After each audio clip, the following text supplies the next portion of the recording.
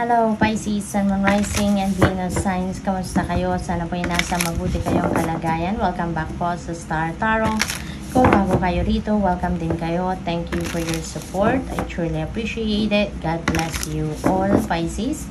Una mensahe po ninyo ay time for healing, Pisces. Panahon na para mag-heal na kayo. Panahon na para makapag-move on na kayo, no? Sa kung ano man ang mga emotional baggages na meron kayo, emotional wounds na meron kayo.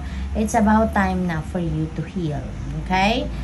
What else? Tignan natin kung anong mga mensahe pa para sa'yo for today.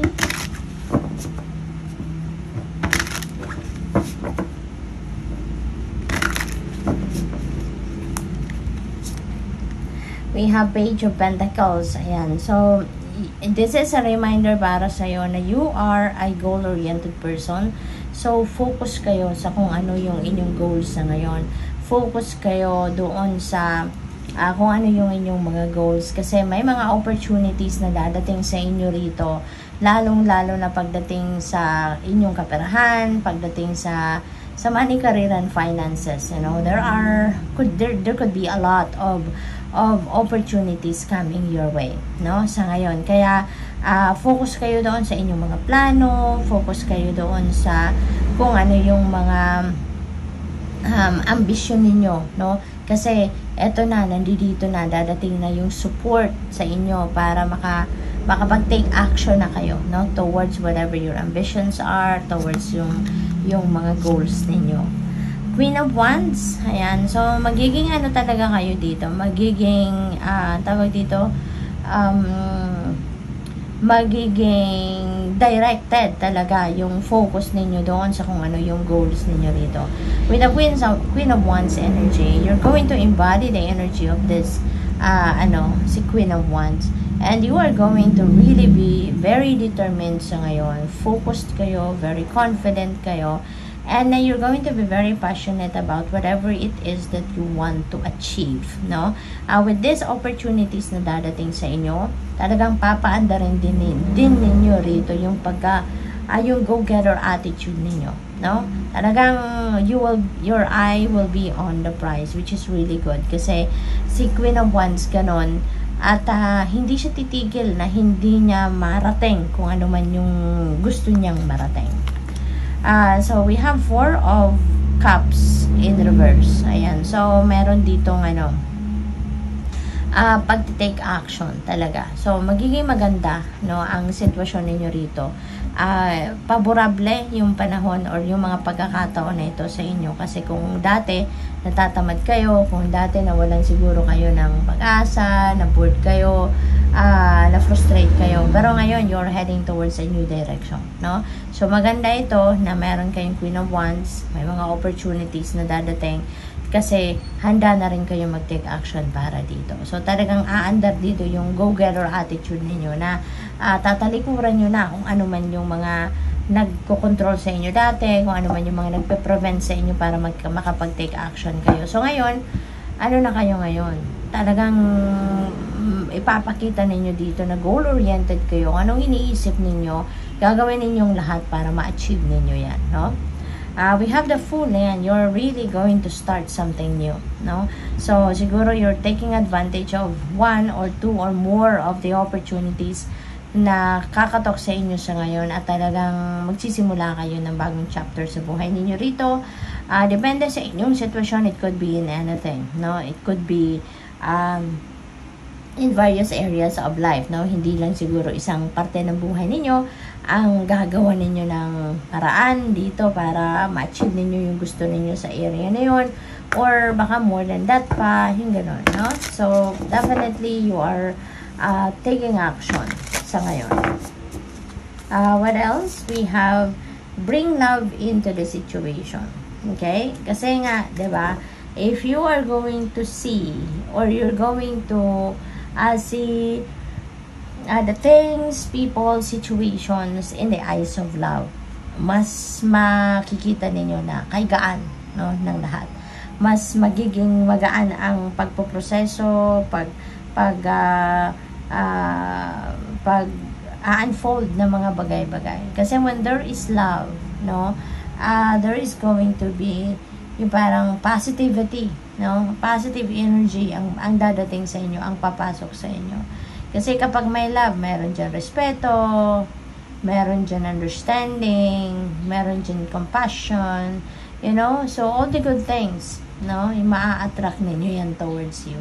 Kaya, maaring sa ngayon, hindi lang dapat na ang focus ninyo is talagang makuha ninyo kung anong gusto ninyo, gagawin ninyo ang lahat para dyan, no? Pero you also need to incorporate love into what you are going to do. Para nang sa gayon, there will still be compassion for other people. Magkakaroon pa rin kayo ng konsiderasyon sa ibang tao. Yung mga ganon ba? Walang masasagasaan. Yung ganon, no? What else? We have Three of Swords in reverse. So, napakaganda nito. Kasi, you are really going to be optimistic sa ngayon. Sa kung ano man ang inyong gagawin. Sa mga dito naman kasi parang ano ito yung parang nagkaroon kayo ng heartache, ng heartbreak in the past. Kaya sa ngayon din nasa recovery stage na din kayo, no? So maaari na isa din ito sa mga sisimulan ninyong bagong chapter sa buhay ninyo, yung usaping pag-ibig, yung pag-heal, yung move on, 'di ba? Pag-forgive. Diba? Sabi rito, this is a time for healing. Kaya maaari talaga na isa din ito sa magiging project ninyo, kumbaga para sa sarili ninyo ngayon, na hindi lang kayo mag-move forward towards doon sa mga sa mga goals ninyo, sa mga ambition ninyo, but also even sa inyong emotional aspect, isasama nyo na yan sa pag-move on ninyo, sa pagbabagong buhay ninyo, no? Kaya ngayon, magpapatawad na kayo, mas tatanggapin nyo na kailangan na ninyong mag-move on, kailangan na ninyong tanggapin, sadyang ganun talaga ang buhay, 'di ba? Mas magiging emotionally matured na kayo sa ngayon, Pisces. What else? We have Ace of Cups. Okay? So, dito sa Ace of Cups, this is a new beginning in love, no? Yun ang napipick up ko rito. So, meron talaga sigurong opportunity rin dito na makapagsimula kayo ng bagong relationship with another person. So, maybe, nanggagaling kung sino dito siguro yung ninyo, yung naging karelasyon ninyo rito, maybe, tuluyan na kayong nagkahiwalay siguro.